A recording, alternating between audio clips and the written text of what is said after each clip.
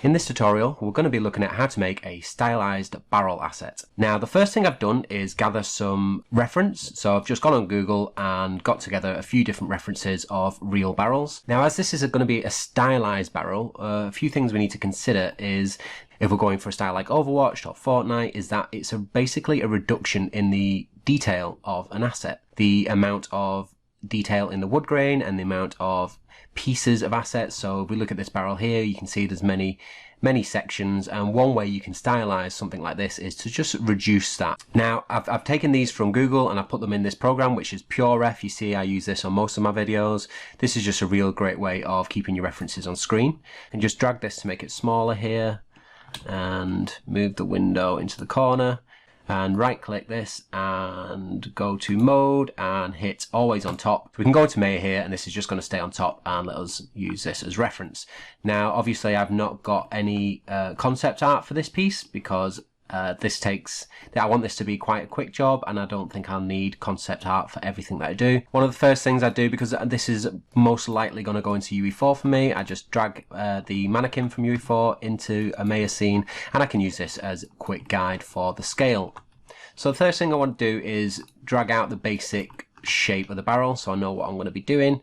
So I've just grabbed the cylinder here from Polymodeling, and if you've not done it already, if you go up to create and go to polygon primitives, and down at the bottom there, just make sure interactive creation is selected. If this isn't selected and you click one of the polygon models, it's just going to create that polygon model in the center of the screen, and that is fine. But when you've got quite a lot going on and you want to draw stuff out in a specific place, it's much easier to go to create, polygon primitives, and interactive creation. This way we can drag this out anywhere on the screen that we want. So if we have got like quite a big model and we're working right over here on a specific part of that model, we can just drag that out in place. Let's have a look at these barrels. Okay then, so I'm pretty happy with that. So let's make the curvature to the side.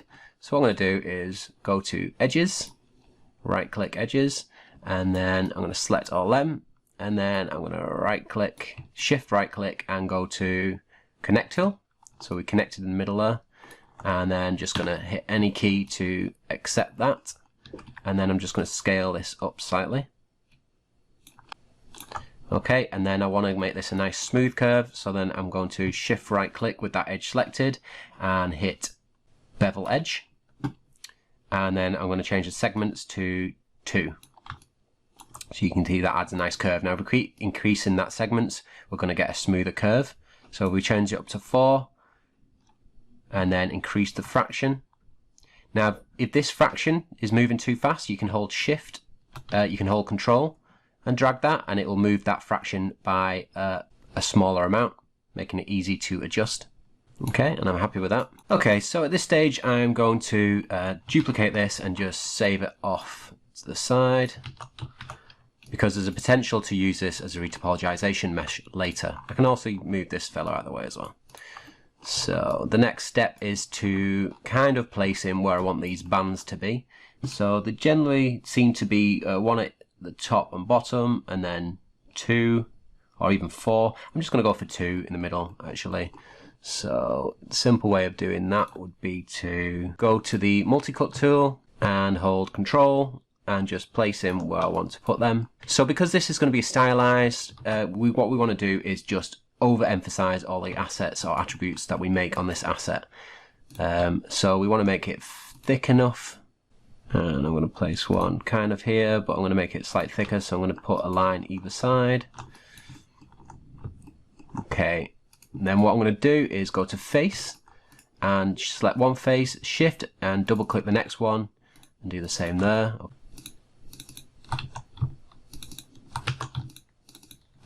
Okay, and then I'm going to shift and right click and go to duplicate faces. Okay, and then hit any key to accept that. Okay, so now I've got these 2 separate assets. So we can just select them, and I'm just going to go to isolation mode at the moment. So if I just go up to here and click this little box, everything else will disappear apart from the ones I want to work on. And then I'm going to go to edges again and double click the edges and Control backspace, and that will delete the edge and the vertex as well. Again, on this one, double click that edge. Now if we hit just backspace and then if we go to vertex here, you can see that it leaves the vertex behind. I don't know why you'd ever want to do that, but there you go. If we go to edges, double click that edge and hold control and backspace, it deletes the vertex as well. Now let's have a little look at these. Okay, this one is a little bit too thin. So I'm just going to grab the bottom edge there and pull it down a little bit until it kind of matches that top one. So then we can go back to our barrel asset, select that, isolate that again, and then we can remove them edges we put in previously because we don't need them anymore. Right, back onto the bands again and isolate them, and this time we're going to select the faces. Actually, we should probably merge these together, so select them both and go to combine, and then I'm going to go to face and shift right click extrude and just extrude them out a little bit.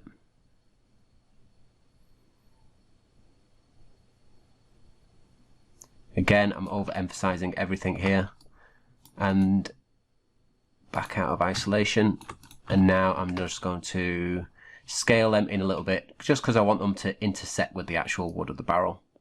Now we want these on the bottom as well, so with these selected I'm going to go to mirror and select the correct axis and move them up. Alright, so looking at the concepts, looking at the reference, some of them have got little studs in them. I do like that. I don't want so many as this. It looks a little bit crowded. So I think I will put a few in.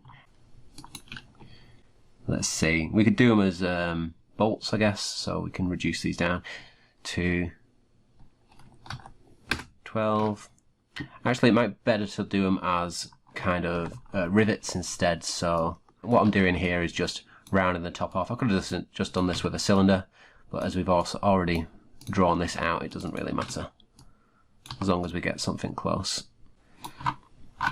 Okay, and then I'm going to drag that up and put that in place. I'm going to snap the top off this. So if we select that middle vert and go Control F11 to select all the faces around that vert, and then Shift right click and go to Duplicate Face. So we've got this face here. I can just move this out of the way for now. And then I'm going to select this barrel again and isolate it. So what I want to do is in ZBrush I want to be able to sculpt each individual plank separately. So what we could do is keep it as one and then start to try and carve out the different planks, but it makes it kind of difficult to add chips and stuff to the edges. So I would find it much easier to actually just separate these pieces and then we'll bake them down into a single piece once the sculpting's done. So to do that, I just want to separate one side of this. So we go face and select all these. And then shift right click, extract. Now we've got these separate here. So we can just go and isolate them. And then faces, select them all and extrude. This time we want to extrude inwards. So we don't want to make the barrel any wider. So I'm going to make this plenty thick enough so that we don't end up going through it when we ZBrush it. Also, we want it nice and chunky anyway. Okay, that should do. And then we want to reverse faces because we've extruded this inwards. It's gone black, so the normals are facing the wrong way. So we go to Mesh Display and reverse. This should bring us back to normal. Okay, and then with this selected, I'm going to select all the edges around the sides. So I'm just going to double click these edges to select them and the ones on the top and bottom. Okay, just make sure I haven't selected any of the others. No, that's fine. Then shift, click and bevel. Beveling this obviously because it looks better, but also because in ZBrush we're going to subdivide it, and if we don't have these beveled then the whole piece is going to start to smooth too much. Actually, I'm going to increase the segments just to make sure that the smoothing in ZBrush doesn't affect it too much. Again, if you hold control while dragging fraction or any of these sliders, it will move much slower. So now we've got this, and we need to duplicate it so that it is makes up a barrel again, a complete barrel. So we hit W, go to move, we can see that the pivot is directly in the center. If we go to a top-down view, we can see, let's put the wireframe on. We can see that the pivot is directly in the center of the old barrel because we snapped it off, we extracted it from the barrel, so it'll keep its parent pivot for now. Okay, so what we can do is we hit Control D to duplicate that and go to rotation and then go to snap rotate. Let's put it to relative. So we go to calculator and we've got this set on 16, I think it was. So we go 360 divided by 16, we've got 22.5. So we put this on 22.5 and then rotate that. That should snap into place. And again, duplicate, rotate.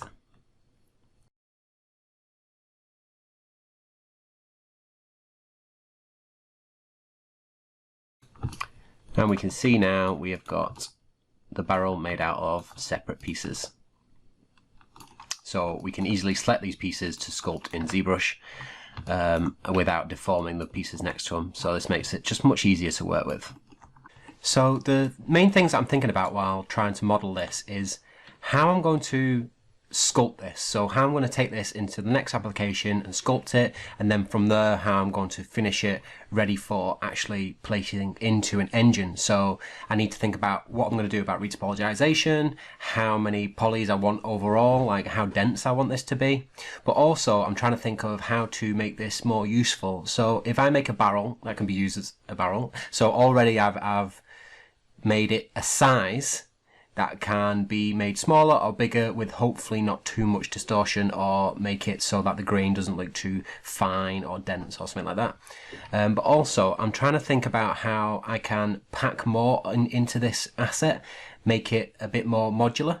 So what I'm going to do is make the top piece separate so that it can be removed, and I'm going to place a plane on the inside here, and I won't sculpt anything into that plane, but I will allow it to be a separate material, so we can take any kind of tiling texture and place it onto that plane and make it look like it's filled with all different things depending on where this barrel is placed within the gaming world. Say like a substance designer material that might have tiling apples or a liquid beer or water or something like that. Anything can be placed on this surface, and therefore you've got a barrel that can be used in many different places. The other thing I want to do is make a wooden top as well, so that it can be sealed, so that you don't have to just have it open. That way the barrels can be placed on the sides. And also I want to do a tap, so that we can have some barrels that have been tapped and some that haven't. And I also want to, if I can, fit some legs on this so that it looks like we have a little stand. So yeah, like we've got here, this barrel that has a little stand. And you know, this is really simple little model. It won't take up too much texture space at all. So yeah, having these other options should allow me to make much better use out of this asset once I come to actually place it into the engine. Okay, so let's make the top of this barrel. So what I'm going to do is take this top that we snapped off, go to faces and extrude it, and I'm going to make the top surface a little bit more wedge shape. Because another thing we can do, as well as having this just in the barrel, we can take this off and place it at the side. We can use this as a secondary prop. Now I'm just going to bevel those edges so that we can subdivide this cleanly. So I'm going to change the segments to 2. And what I'll probably end up doing with this is coming back and just removing that center edge, or those 2 outer edges. Yeah, probably the center edge, because I want this to have a slight bevel in the actual game. We don't need to worry too much about poly counts being ridiculously fast running, because this is only going to be a very small game that this is going towards, and it won't be on mobile or anything like that, so we don't really have super restrictions on poly counts. So let's have a test fit of that. What I'm going to do is just hit D to go to pivot control, and then I'm also going to hold V as well so that we can snap this pivot to a vertex. So I'll just grab the center of this and snap it to the top of this vertex. So that's now in place on that barrel lid. Move this down, and we want it to be slightly smaller than that. Okay, so I'm going to have it something like this. So we can either place this in like that or all the way in like that, depending on the look we're going for. And eventually, when we get this into ZBrush, I'm going to make these uneven, so I'm going to pull some of these out so that this top edge is a little bit less neat. I want it to be exaggerated because this is cartoony after all. And I'm also going to just duplicate that and flip it to be the bottom of this barrel as well. There's no need to put a bottom on it. So some of these barrels I've noticed have like these plugs in them. So I'm going to do a little plug there, and I think what I can do is actually take this, so if I duplicate this, and holding J, if you've not got snap on, so if we go to the tool menu for spin here, we can see, for rotate, we can see that you've got snap step there, and that's set to relative, and it's going at 2250, which is what we set it before. Normally I have it on like 15 or something, and that'll just mean it'll snap to an angle as you rotate it. But if this is off, and you don't want to have to go to the tool menu to turn this back on again, what you can do is just, at the moment it's on free rotate, you can just hold J on the keyboard and that will turn snap step on while you hold J. When you let go, it'll go back off again.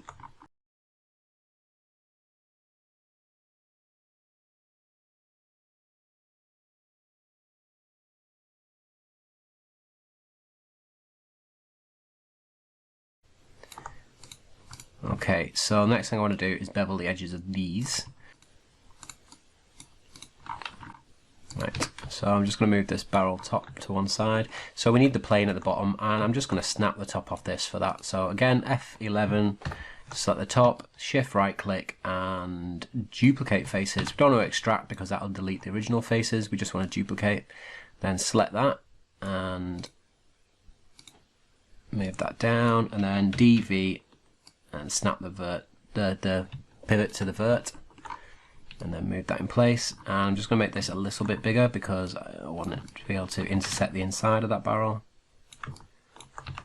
So let's just put on wireframe so we can see where that is. Don't want it sticking out, but we want it to be well and truly in there. Okay, and I don't want it completely flat because I think it will not look quite as good as it comes up to the edges here, because we won't have any ambient occlusion baked into this because this will just be a tiling texture. So what I'm going to do is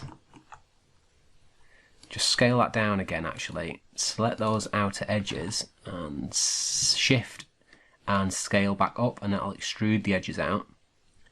So again, wireframe, make sure that is well intersected.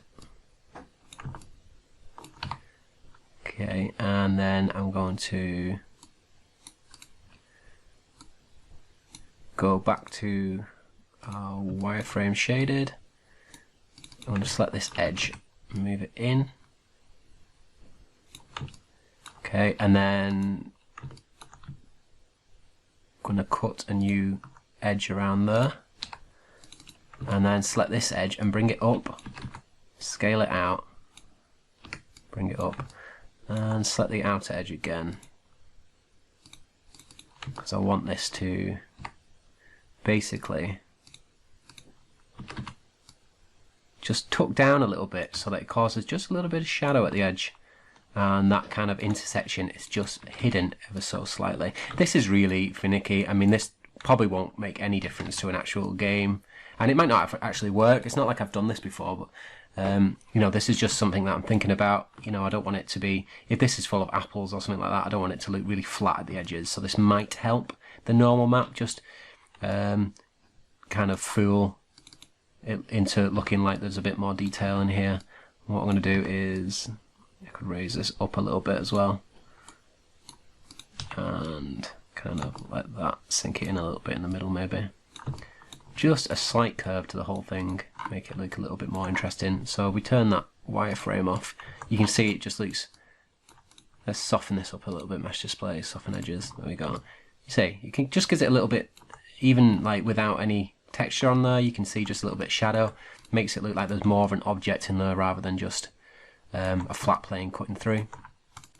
So I don't, before I do these tutorials, I mean they're not really tutorials as such, I don't practice this before because I only really make these videos for my own entertainment, and you know, I like to help people out, but I don't practice them beforehand I just think of something that I would like to make, and then I film myself making it, and I try and talk through what I'm doing, and that keeps it fun for me. If I had to practice it first and make like this perfect tutorial where I did everything right, and I knew what was going to happen as I was doing it, then it would become unfun for me, because no one really likes doing stuff multiple times.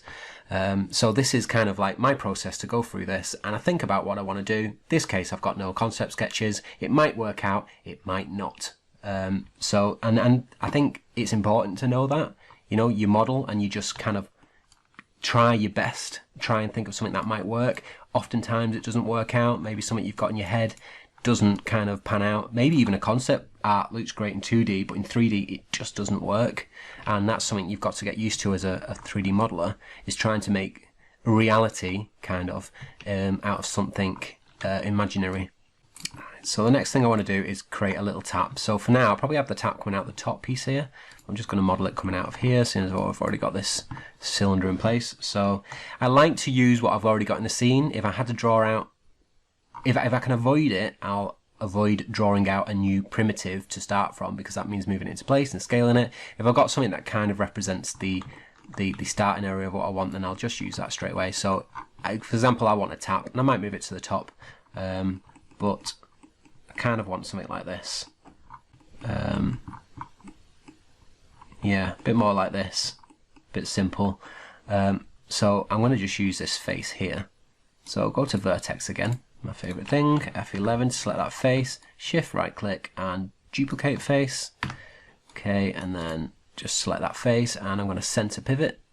And you can do that by going to modify and center pivot, but I've got a shortcut up here as well.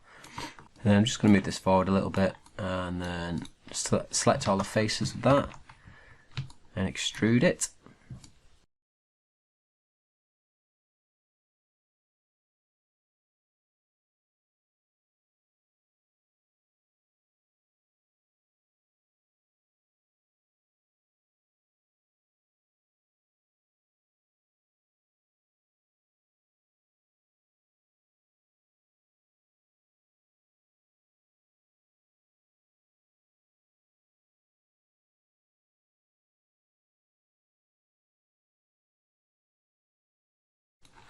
Okay, so what I want to do is make this bend, like I want to curve the spout of this tap down. So I'm going to shift and right click and extract these faces, duplicate these faces.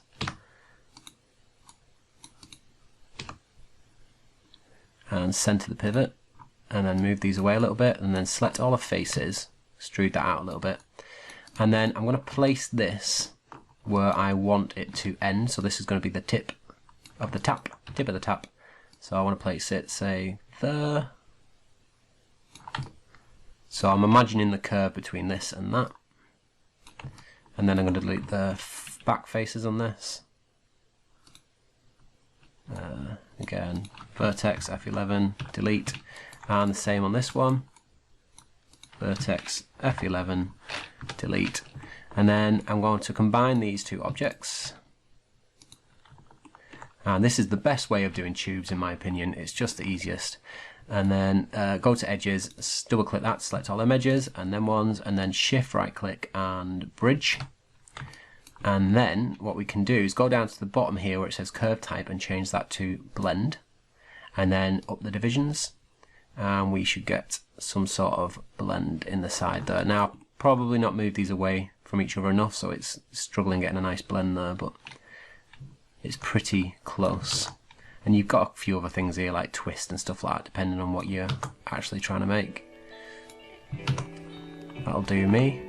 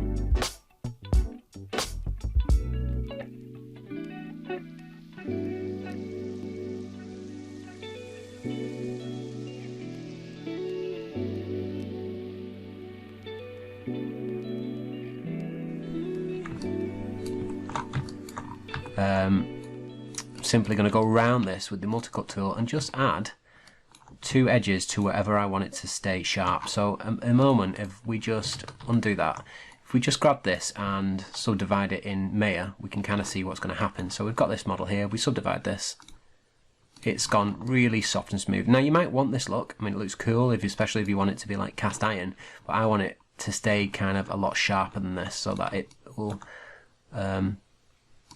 some of them hard edges will come across. So you can see with the handle, it's gone really, really like smooth. I don't want that, I want to keep some of these nice machined edges in here.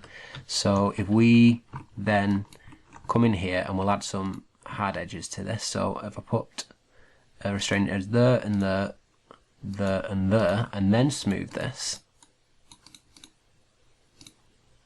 you can see those edges are now much sharper because them restraining edges are just stopping the algorithm from smoothing this so much. So if we look at the wireframe now, you can see it gets more dense towards those edges and keeps them nice and sharp.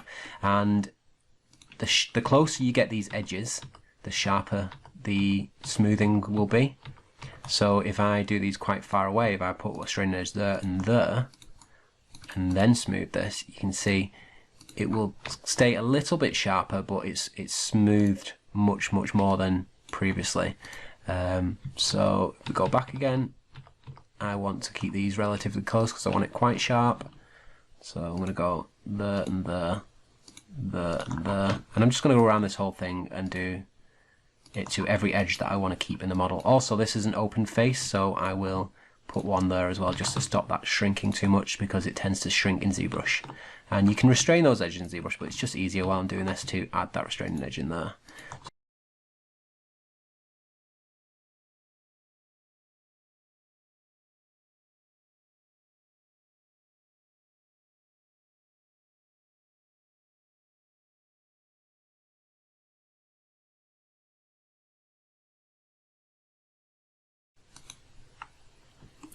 Okay, so the last thing I need to do on here is the barrel legs. So what I'm going to do is just grab this barrel shape that I made earlier, just duplicate it and move it across, so out of the way of the other things, and I'm going to rotate it, snap it to a rotation, and then I'm going to use the faces along the bottom to actually snap the legs off. So grab these bottom 3, that should be far enough out of it, and shift right click and extrude, duplicate, and then select them. I'm going to center the pivot as well. Okay, and then I'm going to select the faces and extrude down.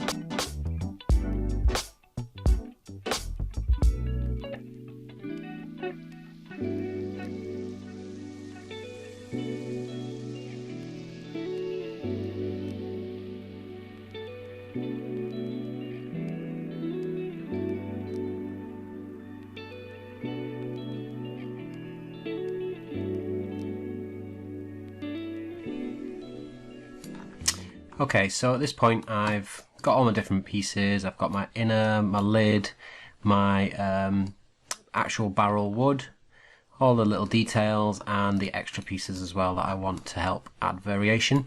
So I've attached this all together and I've moved it to the center of the world because what I'm going to do is separate this into separate subtools once it's in ZBrush.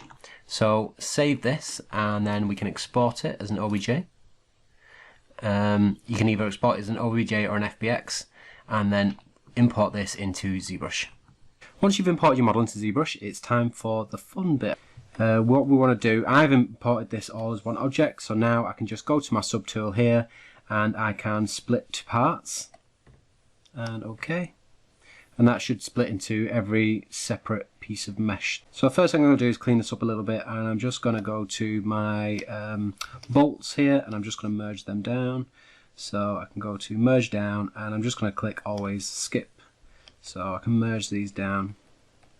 And with these planks, they are separate polygroups, so I can just shift control click each one. Some of them are the same polygroups, so I'm just going to go down to polygroups and auto group, and we can see now they're separate polygroups. So if I click, if I hold shift and control and click one of them, it will just show that one. If I click it twice, it will just hide that one, and then I can hide as many as I want, and I can go through them that way, and that just makes it a lot easier. So now we have all our pieces separated, and I'm going to merge the tap together as well, I think. So now we can start to subdivide this model. Now with the main planks, these are going to be retopologized. These aren't coming into the game as separate pieces, and because of the distribution of polys, if I subdivide this now, so if I divide 5 times, for example, which is normally what I want to go up to, that's 466, we can see that if I just do some down standard there, you can see it's still very faceted, so there's not really enough resolution there for detail. If I divide it again, we've got to 1.8 million. They're still not really sharp enough. You can see the polys very clearly there. Maybe if I go on to a different material. So I like to sculpt in Sculpting. That's alright, but it's not perfect. We divide it again.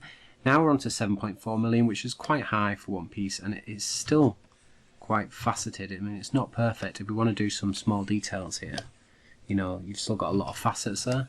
So what I'm going to do at this point is I'm going to go to about 5 there, so it's nice and smooth around the edges, and I'm going to delete the lower, delete the higher, and I'm going to Dynamesh this just to even out the polys, but I don't want these to attach together, so I'm going to Dynamesh it, but I'm going to keep groups on,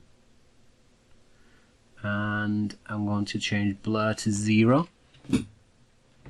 I'm going to change the resolution up to about 300 just to test this first. Dynamesh that.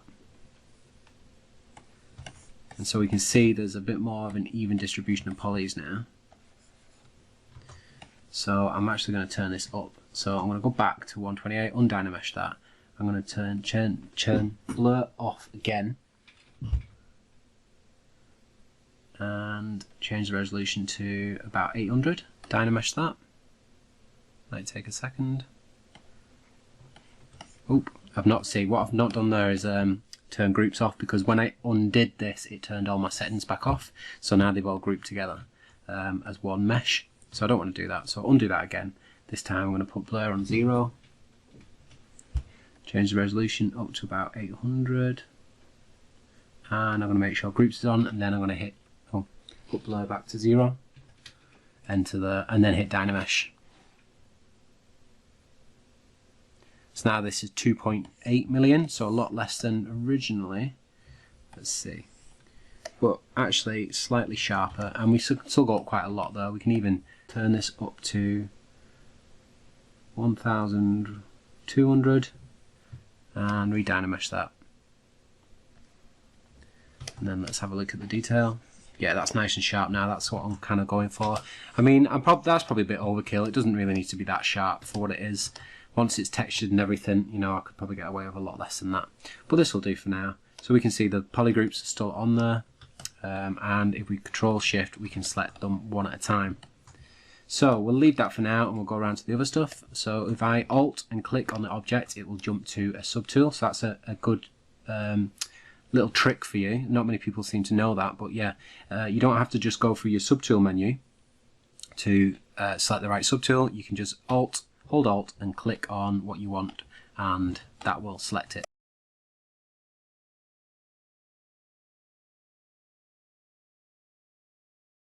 And you can see how those restraining edges have kept everything nice and sharp.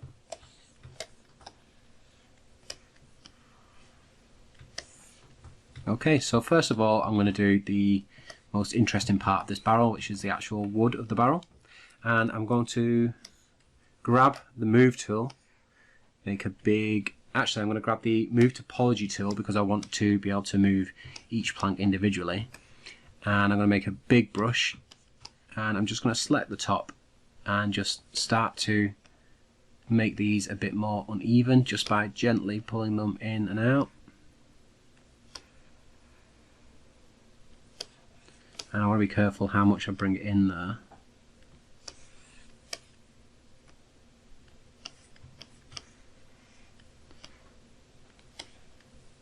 I don't want to open up any gaps between these planks because that could cause errors in baking, possibly.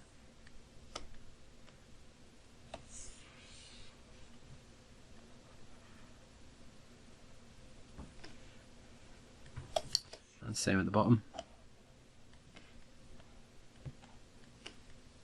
So this is definitely the fun part. I mean, this is where you start to get to be able to see your ideas come together and see whether it's actually going to work or not.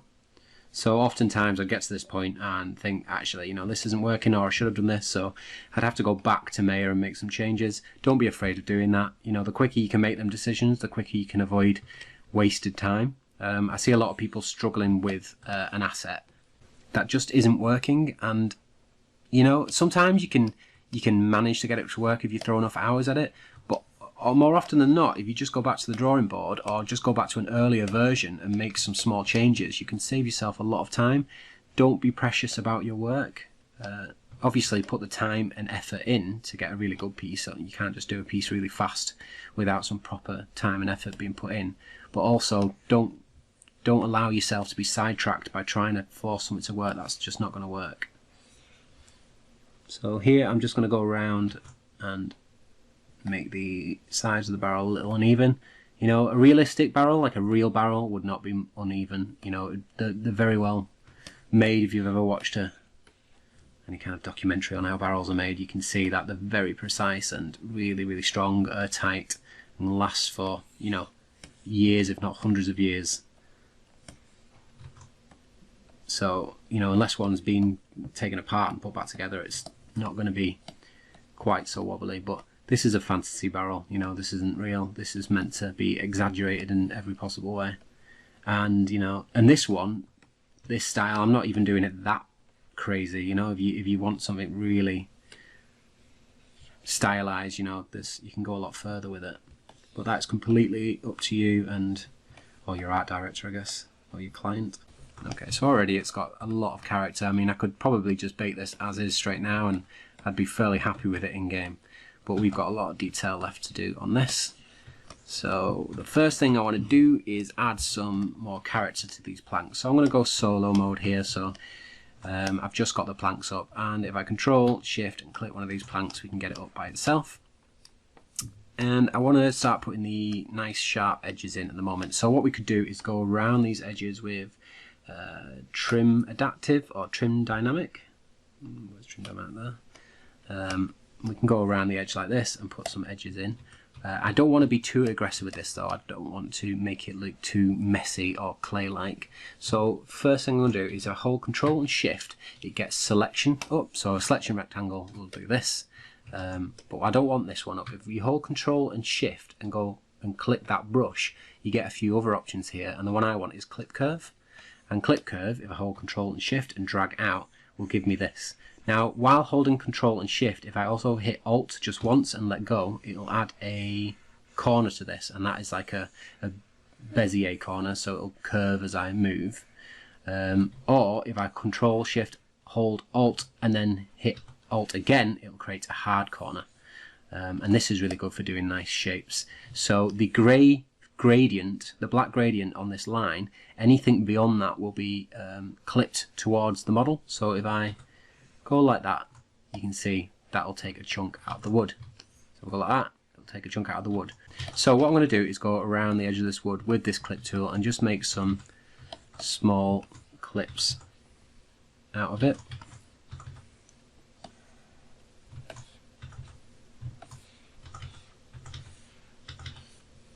And I'm just trying to make this wood a little bit uneven. And I want to put a little bit extra attention up at the top.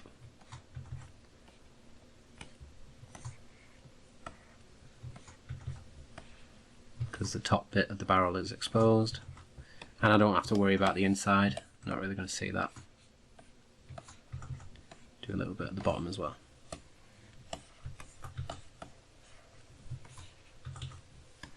Okay, so shift click anywhere outside to bring back the other pieces, and I'm going to go round this now and just do this for every single one.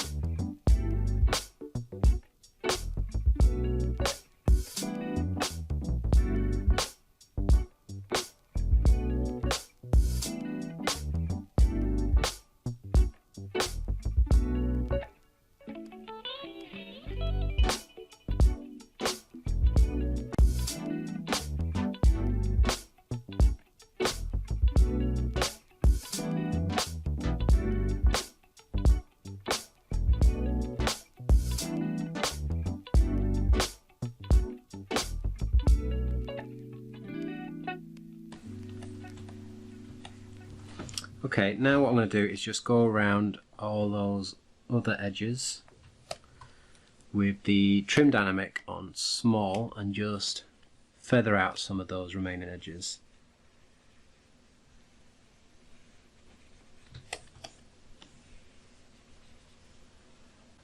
So when you're doing stylized stuff, it's very easy to get like lost in the details.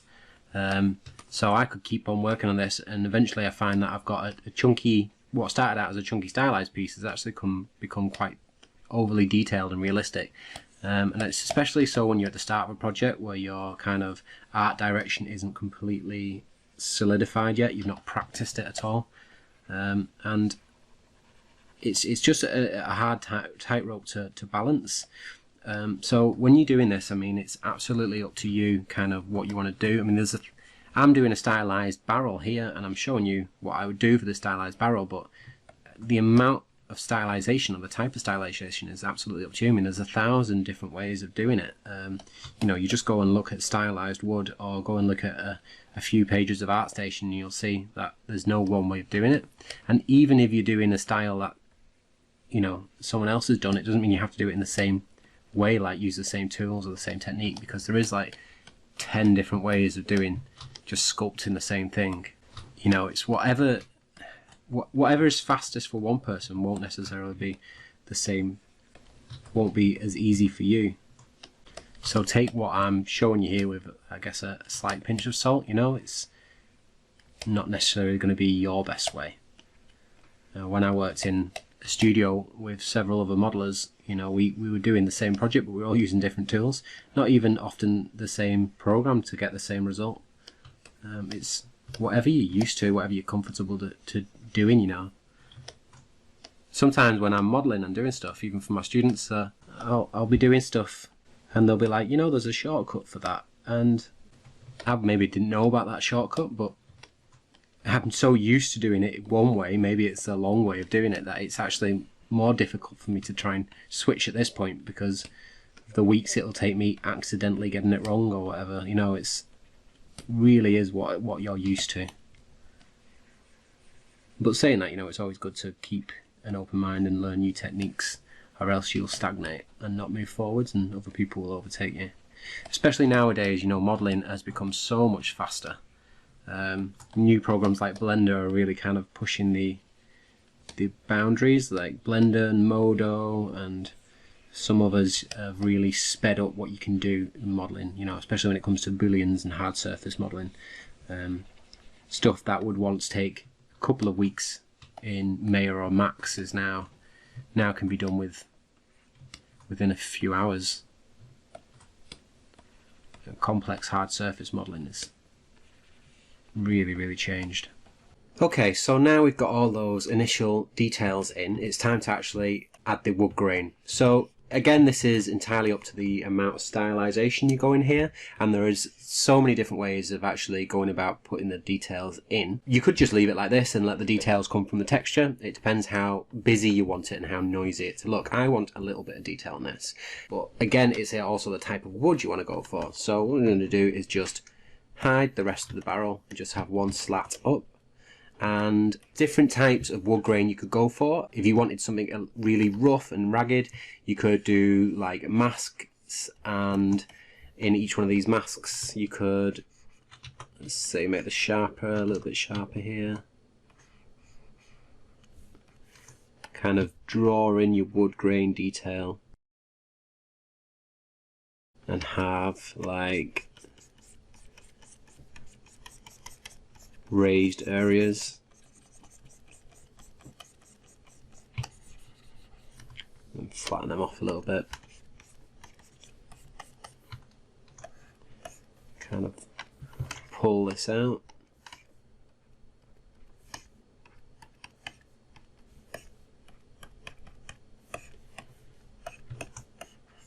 and start to really build up the kind of like wood chips, like a really stylized kind of bark like texture to the front of this, but I don't want to go for that kind of style. So you could also sculpt some pattern into the wood like this,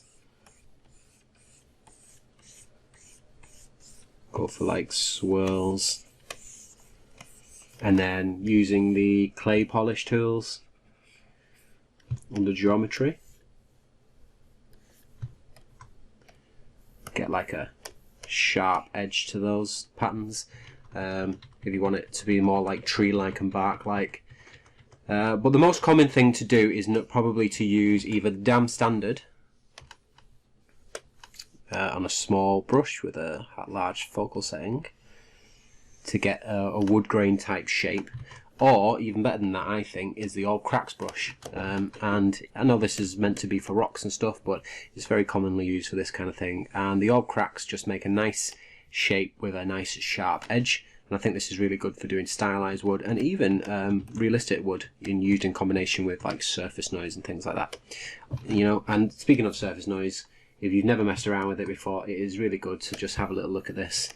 In the surface noise, you could make an all over pattern.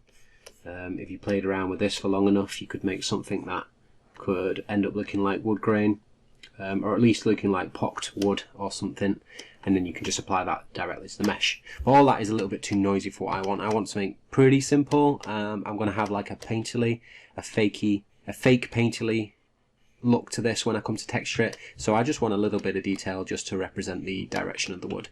And what I'm going to do is use the all cracks brush, and I'm going to set my lazy radius up. So at the moment, if you draw on this, you can see there's a slight little line behind the mouse, so you kind of drag the mouse along. Now if we set lazy radius up, and you can do this by going to stroke and lazy radius here, and I've just put it on here as a shortcut.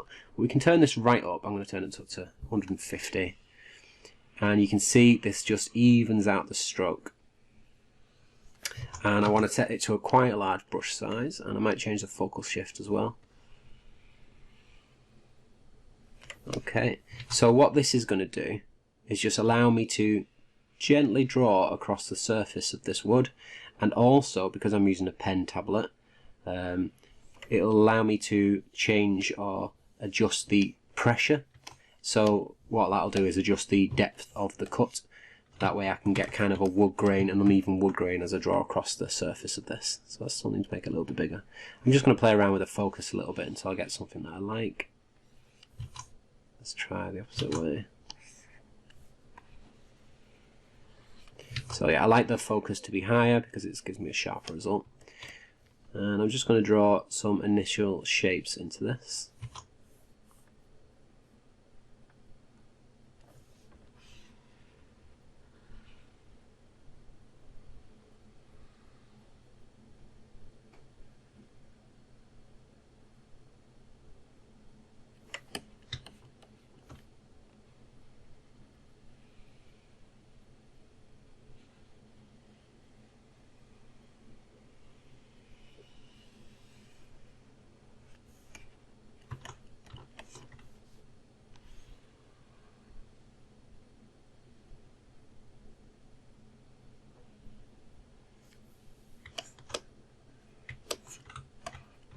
and I also want to just lower the size down, and I'm going to try and do a circular piece here as well, so I need to lower the radius for that.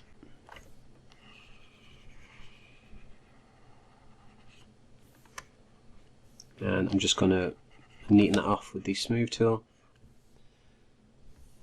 and then I'm going to lower the radius even further down and just work into this a little bit.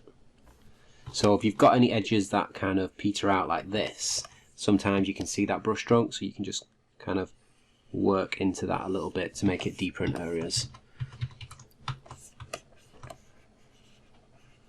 Now the other thing you can do, like I've done a circle here, I'm just going to go like that. The other thing you can do as well to make it look more cartoony, you can do swirls. It depends how kind of Disney you want this to look like. I'm going to leave that because I don't want it to be, I want it to be stylized, but I don't want it to be cartoony as such. The game it's going into is a little bit more gritty, stylized but gritty, so I don't want it to look too fantastical. It's just a case of going over the wood. Actually, what I'm going to do is just subdivide this, because that'll take it up to the next subdivision level, and that's 11 million. I don't really like to go more than that. Some people will be on 28 million or whatever when they're doing this kind of stuff, but just for the sake of my system and speed, I like to keep it a bit lower than that.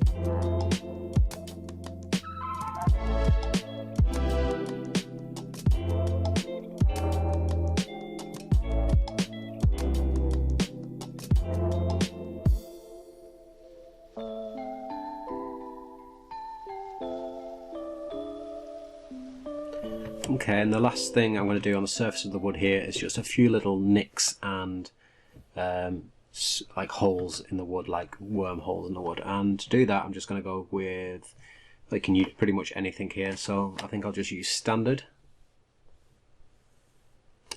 And I'm going to change the shift, focal shift up. And what I'm going to do is just drill some little holes in the surface of the wood like this.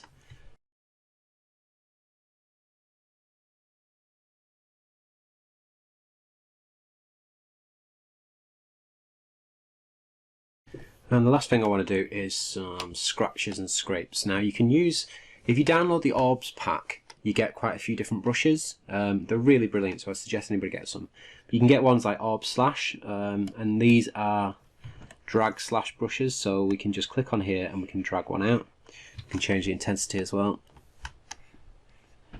And you can kind of do like these cuts and slashes in the surface of your models. And they're very kind of cartoony and really nice actually.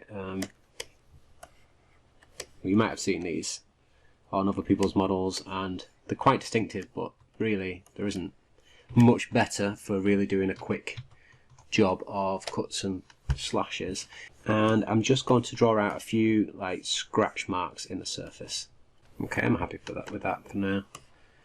And so that's pretty much the wood barrel done, and what I'm going to do is go around the rest of the wooden pieces, including the barrel top, and just do the same techniques to them.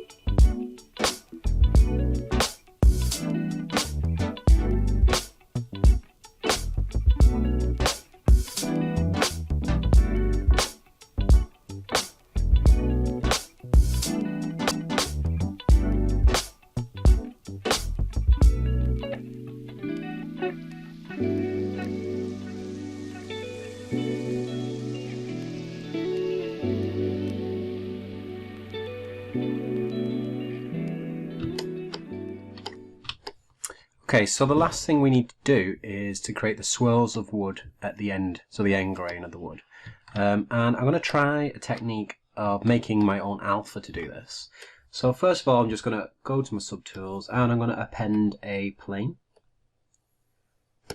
Okay, and then I'm going to select that plane, solo it, and then on here I'm going to sculpt some swirls for that wood. So first of all, we need to subdivide this. Okay, we've got 4.8 million, that should be plenty. So I'm just going to go to Orb, Cracks. Actually, I'm going to first of all make some layers in masking.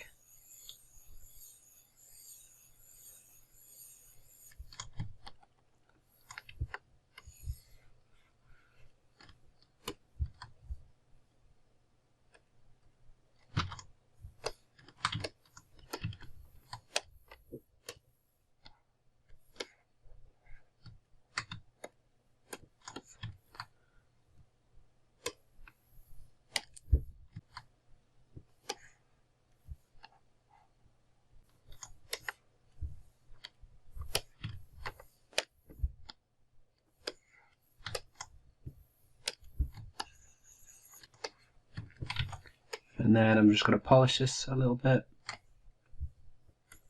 in Decimation.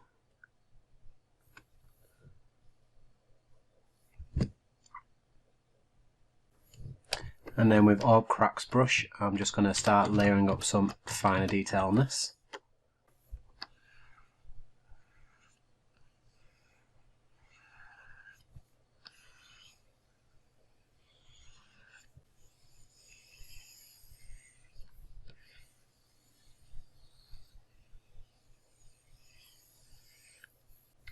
And then the same going from the center outwards.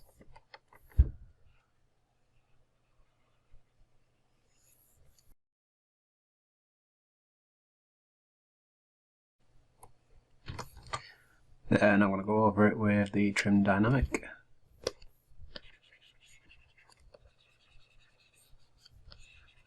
And honestly, I've just made this up as I've gone along. You could use all sorts of techniques to do this. You can make it a lot more simple. You could use a real texture reference. You can even find good brushes and alphas online that other people have made already. And there's nothing wrong with using an alpha that people have given away for free. I mean, there's nothing wrong with speeding up your process. You know, don't just do something for the sake of it. If you can get it done faster and cleaner, you know, obviously don't claim other people's work for yourself, but don't be afraid of using stuff that people are giving away for free to improve your workflow. Much like with the Orb brushes, you know, a lot of people use them. It's quite a common brush now to use, and that was made by someone unaffiliated with ZBrush, and there's nothing wrong at all with using them. And I'm happy with that. So what I'm going to do is I'm going to fill the canvas with this, and I'm going to go to the alpha panel here, and I'm going to grab the dock, and you can see we've got this alpha here now. So let's give this a little go. First of all, we need to change the radius of the alpha though. So we go to alpha and then go down to modify, and we want to find the radial fade and just turn that up, and you can see that will fade off the edges of this. So let's just drag it out and give it a little go. We want to change, so I put it on dynamic here. I'm just going to turn it off there. I want to go and I'm just going to place it on my standard brush, and I'm going to put it on there. Just go to the grab dock, change the alpha to radial fade,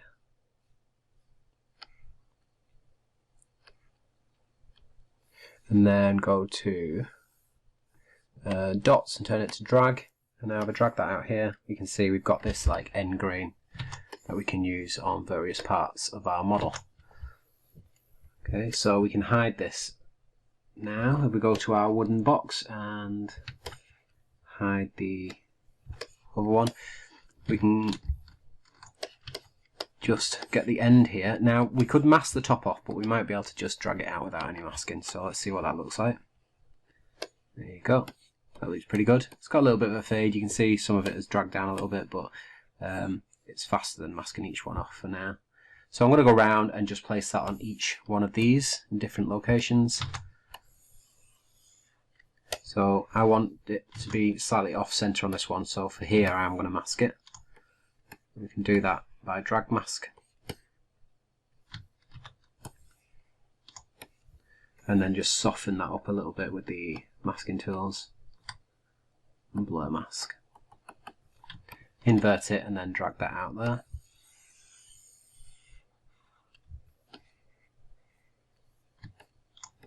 Perfect. Now we've got some nice end grain detail.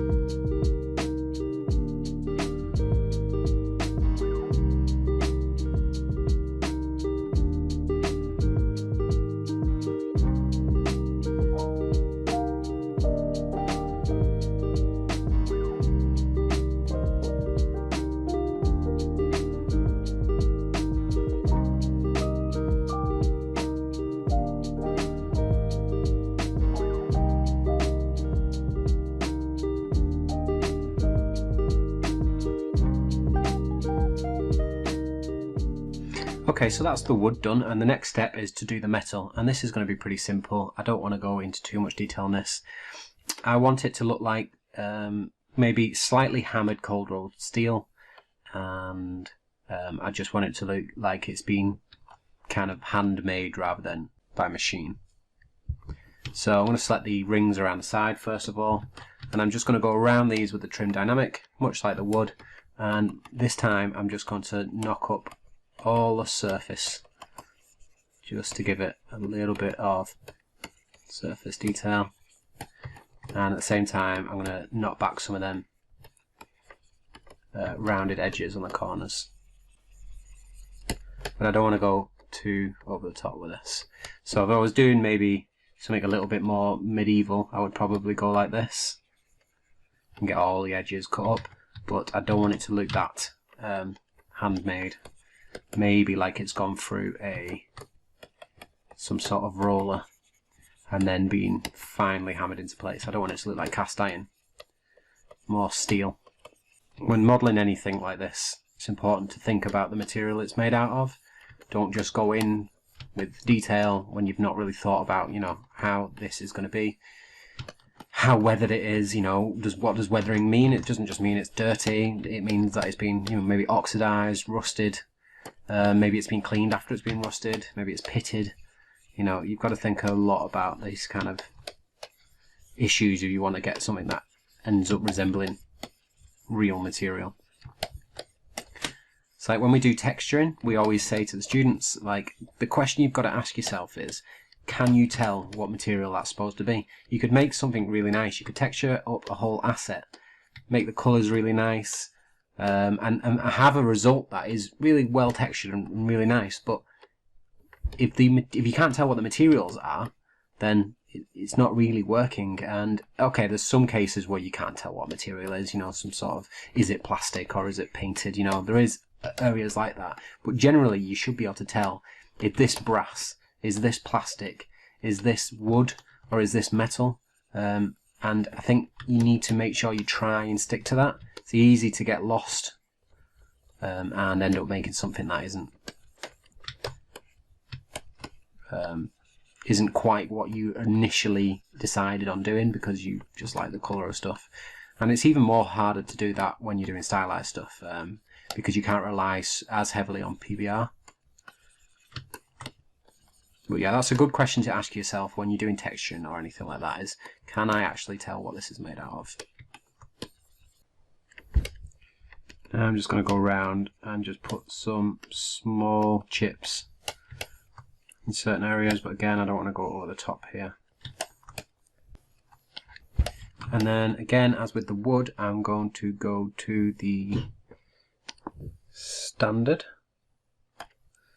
and just turn the alpha back to normal and then change the focal shift of that. And I'm going to do some small pitted bits.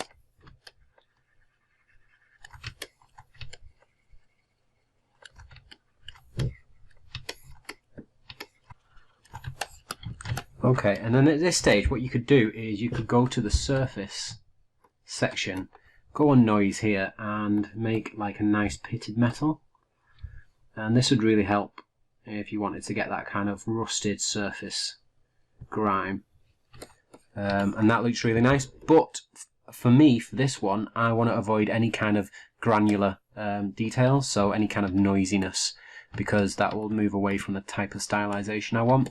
I want to get any kind of dirt come through on the texture rather than in like the ambient occlusion or the bump map. You know, I'd like the surface to be quite smooth.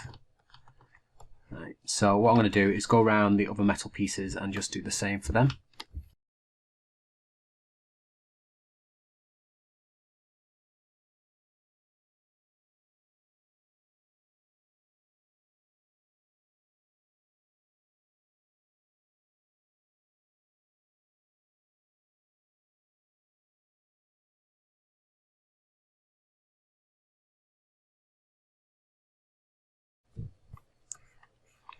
Okay, so once we've done this, we are ready to make the low poly mesh.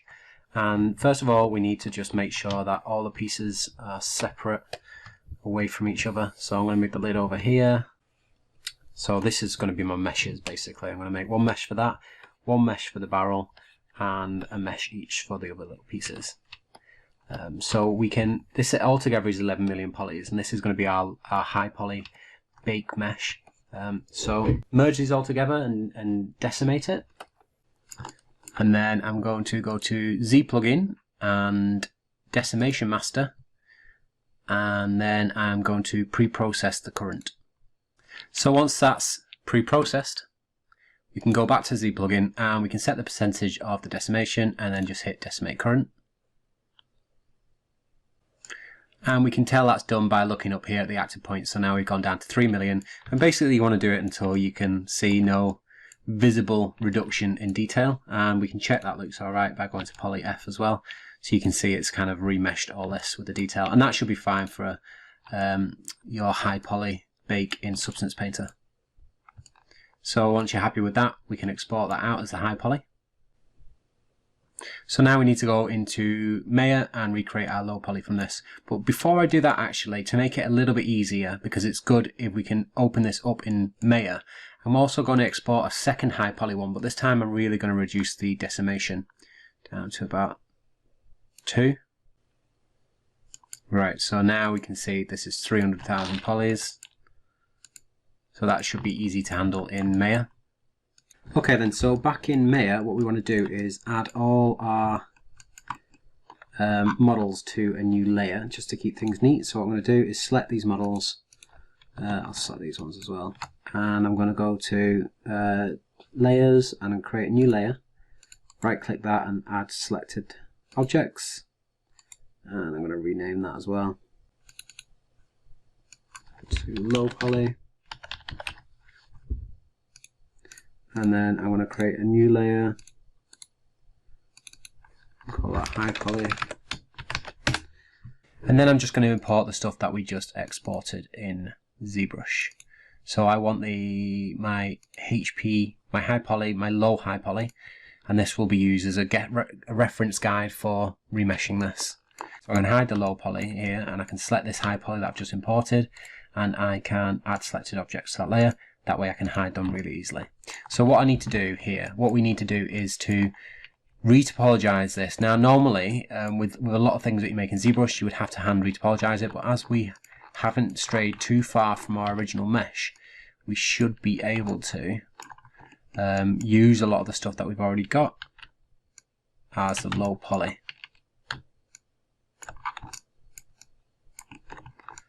Right, so I can delete these barrel pieces, okay, and I can also delete the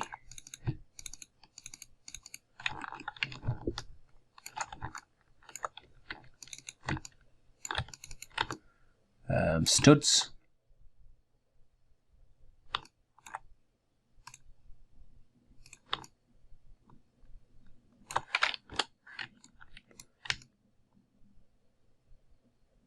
And I can delete the inner faces of these barrel pieces as well. So I'm going to just separate this actually to make it a little bit easier. So I'm going to go to Mesh, Separate, and then select just these pieces and combine them back together, and then isolate just them. And then I want to delete the inner edges, inner faces of these.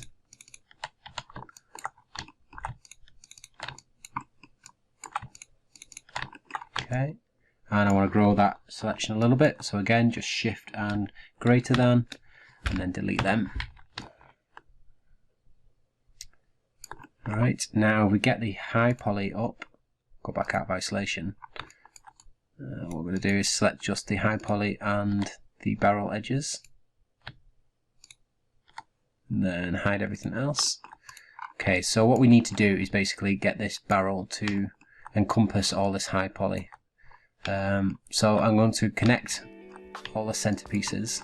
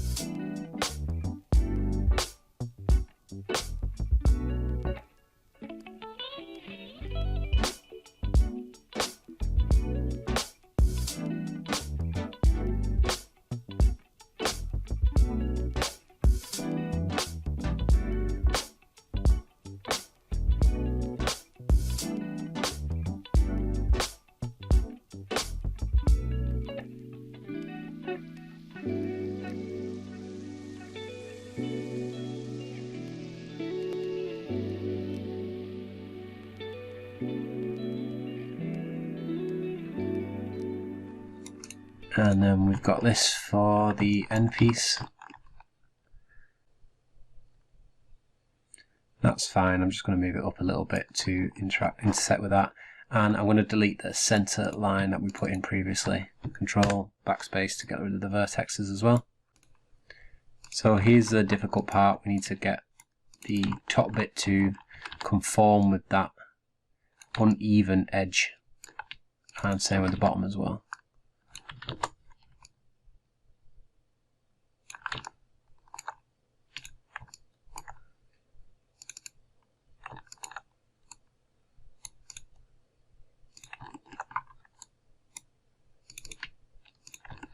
So we can set that outer edge and then Shift and move up to extrude that, and then Shift and scale in,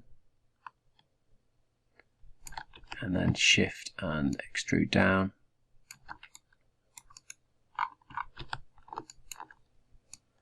Move that out of the way. And then we keep hold of this bottom edge and just scale it out a little bit so it conforms with the barrel.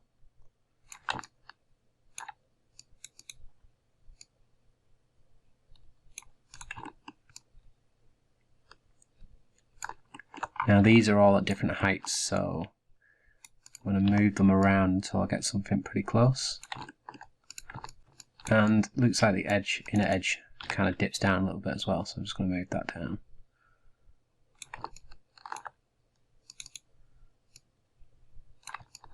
So there's some bits that stick out quite a lot, so what I'm going to do is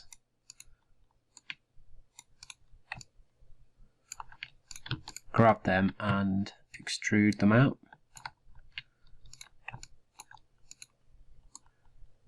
And just make sure that they line up as best they can.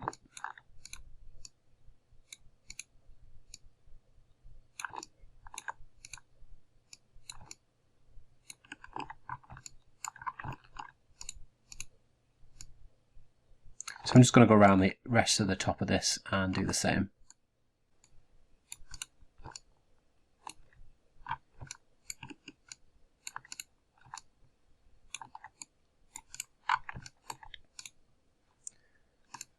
Okay, so now I've got my barrel that roughly represents the high poly. Now poly counts aren't something that I'm so worried about, but there is a point where, you know, I've got to rein it back in.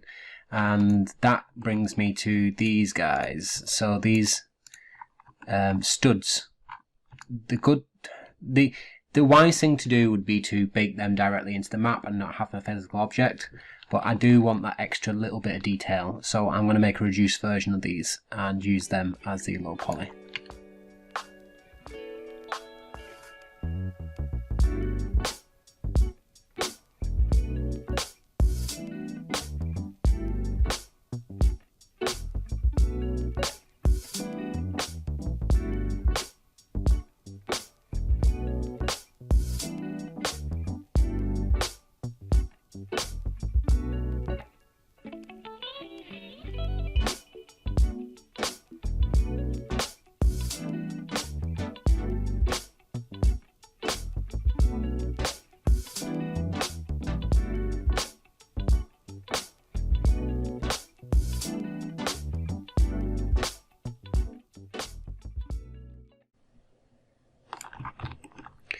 Okay, so we've got our low poly and high poly, and these look to be matching up quite well.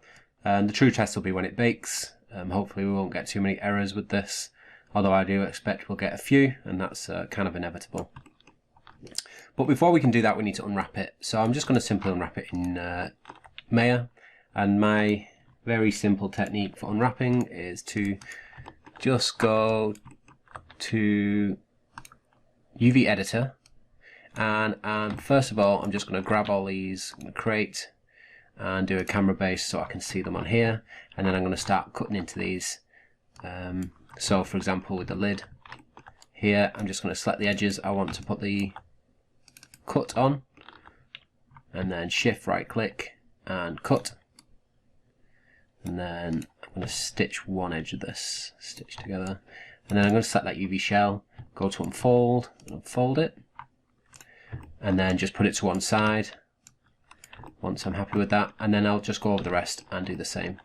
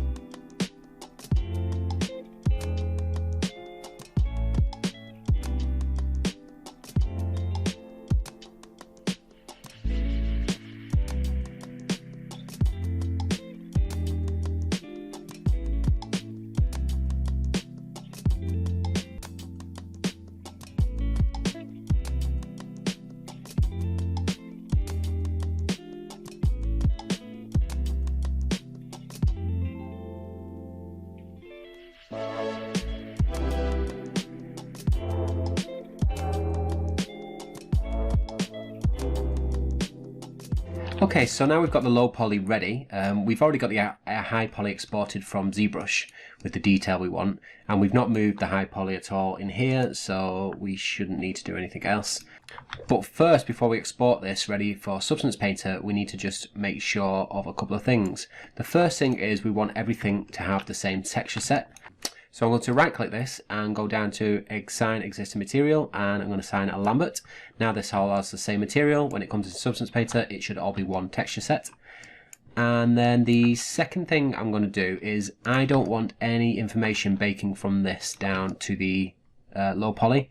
So all these hard edges, all this surface, all these normal information, I want to get rid of, and to do that I'm just going to go select this and go to mesh display and then go to soften edges, and now this has no real normal information, it's all soft edges. So I also want to delete the history as well and just freeze transformations on it, make sure it's nice and clean. Okay, so this is now ready to go into Substance Painter. We can start a new document. Now I'm going to use Unity 5, I normally use Unreal. It's whatever I'm most likely going to be using this in, so Unity 5 is fine, it's on 2K. And then we can select the mesh barrel all along, okay. And then yeah, one shader group and all the UVs look fine. So now we can test bake this. To do that, we're going to go to texture set settings and go to bake mesh maps. And what we're going to do in high definition meshes is find our high poly mesh. So barrel all HP. And I'm also going to go into curvature and turn off the seams. And under common, I'm going to set this low. I'm going to set it to about 512 because this is just a test bake. We don't want to be doing this for too long. So I'm just going to set it to 512. I'm going to keep the anti-aliasing on none. And this is just so we can quickly do a bake and waste no time if there's some errors. Okay, so once that's done, we can go around this model and just check for any obvious errors.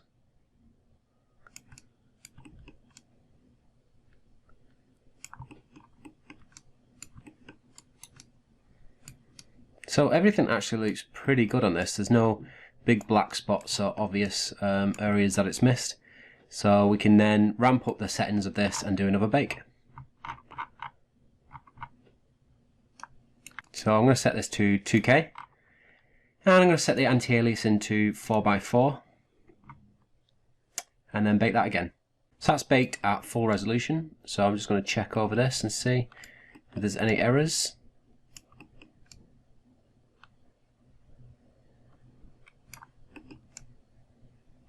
So this has come out way better than I thought it would actually, because I didn't re-topologize it from scratch. I've just kind of used the mesh that we initially did. I thought there'd be a lot more errors. There's some areas like this where there's a separation, and that's because we have this as a floating mesh on here, and the actual the high poly mesh has got a little bit of distortion, so it's just skipping there a little bit. But honestly, I don't think that will be visible once it's textured, so I'm not so concerned about that. There's no black spots or errors in the UV, so that's pretty good. There's some areas here where it's flattened out. Basically, I think the difference between the low poly and the high poly, the gap between where the low poly is and where the high poly is, which would be right down in this divot, is too far for the baking mesh to reach. So what we can do, so it's the same here as well, I think, if that is too much of an issue, which I actually don't think it is, I really don't think that's so much of an issue. Again, once that's got texture in it and it's got some dirt in it, I don't think that's going to actually show up. Things like this wheel, absolutely fine. No splits in the mesh at all. Yeah. So I don't know if it's worthwhile changing that. I think I'm just going to leave it. That really doesn't bother me at all. And what I would do if it was a bit more of an issue is come here and just adjust these front and rear distance of the cage. So this is the envelope that goes around the mesh and projects down. So anything caught inside that mesh will be projected onto the low poly. And at that point there, it's just not quite catching the detail. But like I say, it doesn't really bother me that. I think that's just fine for what this is. So now we've actually got this all baked and there's no errors and we're happy with it all. I mean, we're pretty much on the last step, and that is to texture this and really see all our hard work come to fruition. Okay, so first up with this, I'm just going to get my base colour set right on all the different materials that we have here. So I'll just create a couple of folders and I'll name them wood, metal. I think that's everything we need for this. And then in the wood file, I'm going to create a new material layer, fill, and this can just be the base. So I'm going to set a colour here to a nice woodish colour. Obviously there's a lot of different types of wood you can use for this. I'm going to go for quite a dark, I think I'll go for something like that for now. And then I want to set the roughness. So obviously we don't want it too rough. It could be like a waxed or varnished layer, I guess, on top, but I think I'm going to go for something like this. And then I'm going to go and in metal do the same again. So put a fill layer in there. And what I could do instead of this is just go to materials here and just pick one of these nice metals here. But I want to keep it pretty simple, so I'm just going to select this and go for a darkest colour, and I want that metallic, and I want the roughness to be quite low on it as well. I don't want it too shiny. I'll make it a little bit lighter. So like that. Okay, and now we need to put these on the right parts of the model. So because I put these in layers, I can just mask the entire folder. So for the metal, if I just right click this layer and add a black mask, we'll end up with this like that. So all we can see is the wood. And then while this black mask is selected, what I can do is come over here to polygon fill. And in polygon fill, we've got a few different options. We've got triangle, we've got polygon fill, we've got mesh fill, and we've got UV fill. Now, since all these are on separate UVs, I could just use that one. And I just click the part of the object I want to expose with that mask. So I can go around and I can select each one of these. And just to make this a little bit easier, I'm going to go to 3D, 2D view. I'm just going to drag select these because it can be a little bit fiddly to select in the 3D view.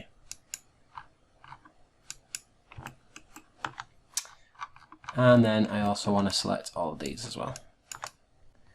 So now we have the barrel, the wood, the metal, so we can start layering this up now and give it a little bit more interest on that wood. Duplicate this wood layer and make a lighter version. And I'm going to keep this relatively simple. I don't want to over texture this. And what I'm going to do, now that's a little bit lighter, maybe just make it a little bit lighter than that. Go to the smart masks and I want a nice edge. So I'm going to go for edges strong and just drag that and drop it onto that lighter wood layer. And that will highlight those edges. And now I just need to soften this out a little bit. So I'm going to delete the sharpen and I'm going to go into that mask editor. And I'm just going to play around with some of the balances on here. I just want to play around with this until I've got something that looks quite nice. And then I don't want it to stand out quite so much, so I'm going to go to this here and I'm just going to lower the opacity of the base colour in total. And when you're doing these textures as well, make sure to hit shift and right click in the background and just turn the lights around the model so that you can see it properly in all lighting conditions. Just keeping the light in one place might trick you into thinking that you've done it the way you want when you actually haven't. So I want to fake a painterly look to this, but I don't want to spend the time actually painting it up. So what I'm going to do on this wood layer is I'm going to add in another empty layer and I'm going to add a fill to this. Right, and then in this fill, what I'm going to do is, in Photoshop I've made this tiling kind of paint texture, and it's just got a few wood colours in here and also a little bit of blue. And I'm just going to drop this into Substance Painter as a texture.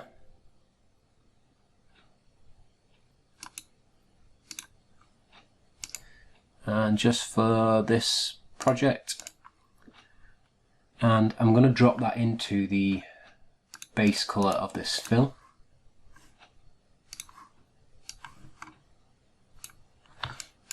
And I'm going to change the projection to triplanar so it just projects from all sides.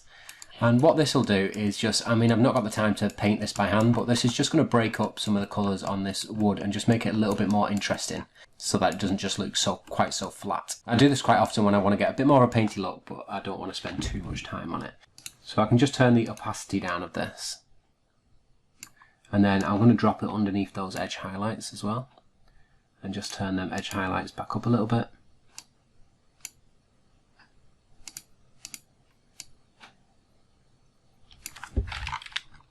And I can adjust the saturation of this as well. So on this fill, if I right click and add a filter, in the filters we can do stuff like colour balance and colour correction to bring some of the nice colours out in that texture. So I want to push this to the blue side a little bit, so we've got some nice dark areas here and some lighter areas as well.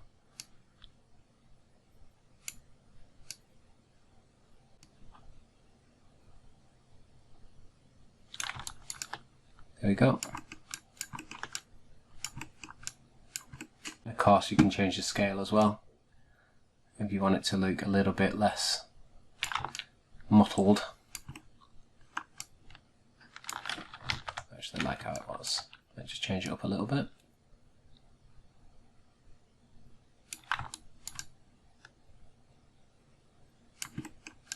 And then we can duplicate that top layer and just delete that mask.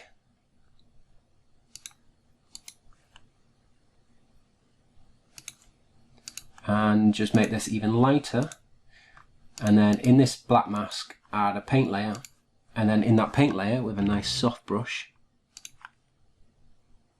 I'll try this artistic one, what we can do is this paint should automatically be set to white, and we can just lighten up those edge grains a little bit to make them stand out just a bit more. Maybe set the stroke opacity down a little bit.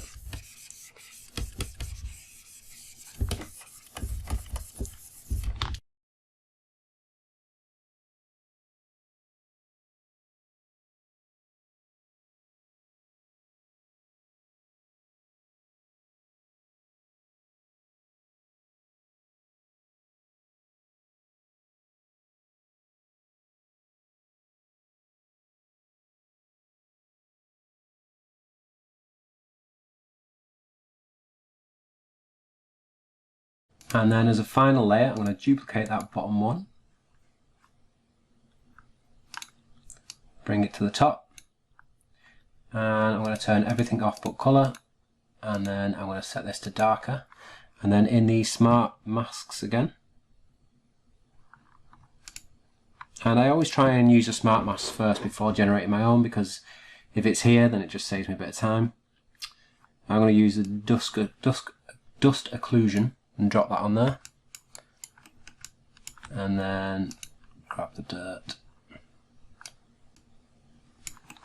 I'm not so happy with that, so what I'm going to do is delete that dirt, and in the black mask I'm going to right click that and add a generator, and then in generators I'm going to select mask editor, and in mask editor I'm going to go into curvature, and where it says edges I'm going to go for cavities. That's better, and then these will affect the size of the cavities that are going to be filled with this.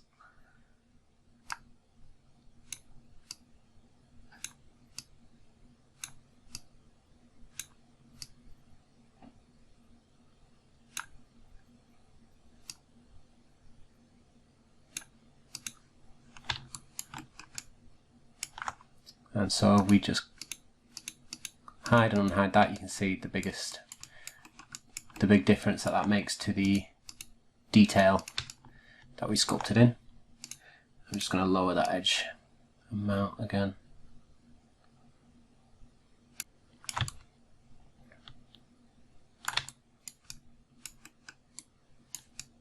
Okay, so I'm fairly happy with that wood there.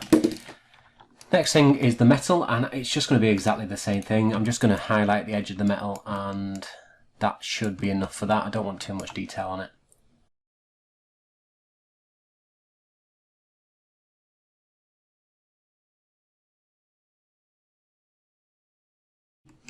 Okay, and as a final layer to this, what I'm going to do is, above everything else, I'm going to add a material, and I think I'll go for the mortar wall and just drag that over the top of everything else. And then I'm going to grab a smart mask,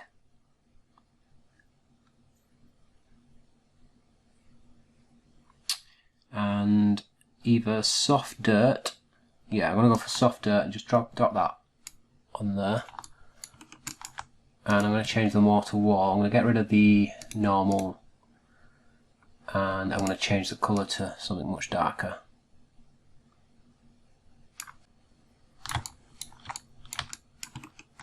And what this will do is just kind of bring everything together.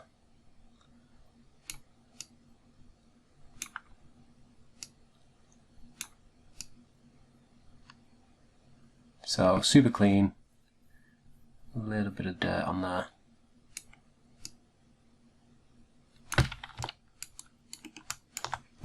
And then again, I'm going to lower the opacity of that overall because I don't want it so strong. Okay, and the final thing I'm going to do is a little logo that I can paste on top of this wood here to make it stand out as something more interesting.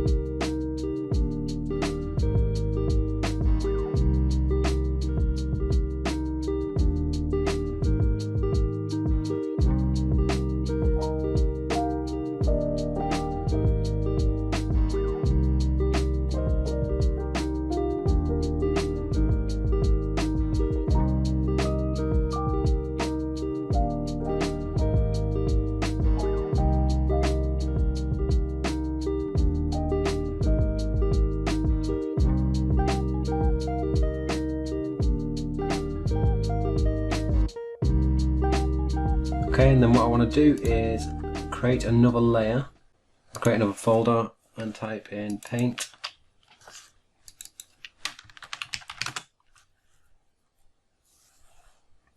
And I'm going to put a fill layer in there and have that as white.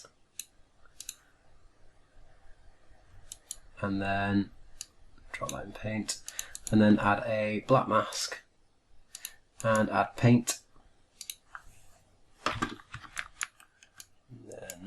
So what we can either do is drop this in as a texture and move it. So if we add a fill layer, we can go to our grayscale here and we can find that logo and drop it into the grayscale slot.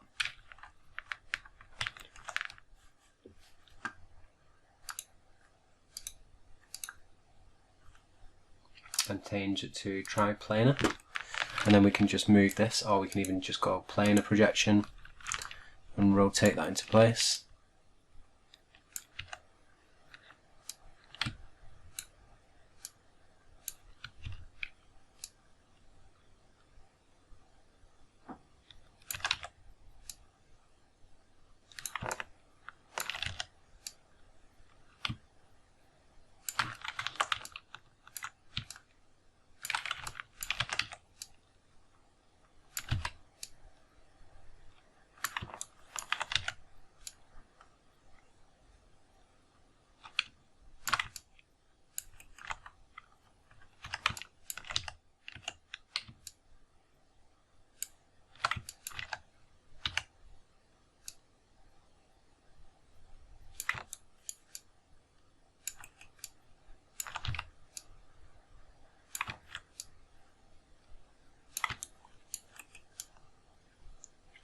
And then I just want to mask it to just this part of the model.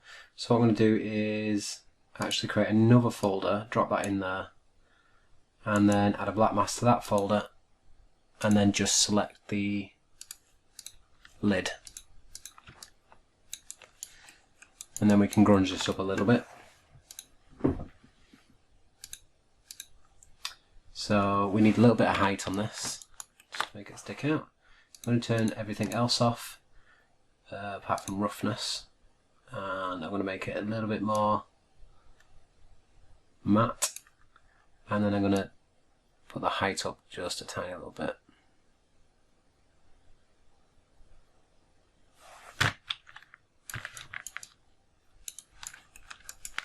And then we need some, add a black mask to this. And add a little bit of grunge to it.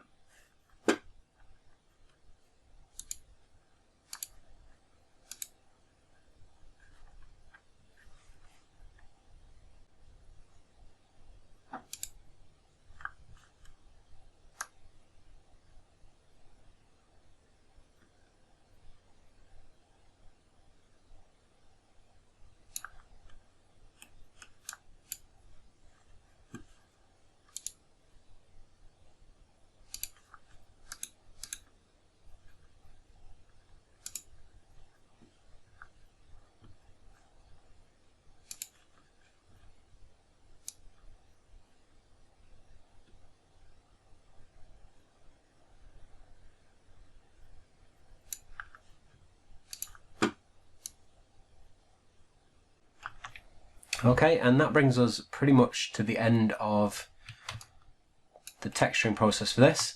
So we can save out these textures and then rebuild this low poly model in Maya. So put the lid on and put it in place and then render it in whatever program you want. And that's about it for making an asset such as this.